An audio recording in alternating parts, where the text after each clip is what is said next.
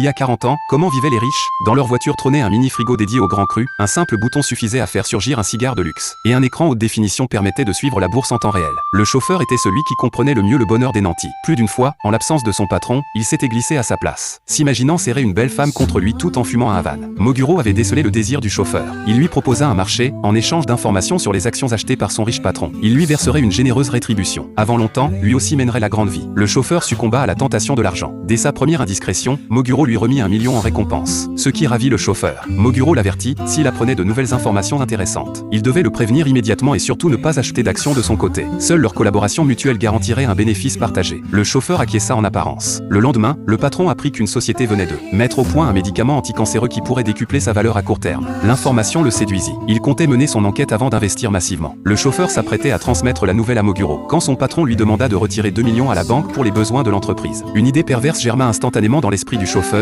il retira 5 millions au lieu des 2 millions demandés. Fort de ce capital, il estima inutile de poursuivre sa collaboration avec Moguro. Il lui suffirait d'attendre que l'action rapporte, puis de rembourser avec les gains. Le chauffeur plaça les 3 millions dans les actions de cette société. Mais le lendemain, le patron découvrit que ce nouveau traitement anticancéreux était un canular. L'entreprise, coupable de publicité mensongère, vit son cours s'effondrer et frôla la faillite. Le flair du patron était infaillible. Pris de panique, le chauffeur tremblait tellement qu'il pouvait à peine conduire. Après avoir déposé son patron à l'aéroport, il se précipita à la bourse, espérant limiter les dégâts en revendant ses actions. Trop tard, même en bradant tout, cela ne valait plus grand-chose. À ce moment-là, le patron constata une anomalie dans les comptes de l'entreprise. À peine sorti, le chauffeur fut arrêté pour détournement de fonds.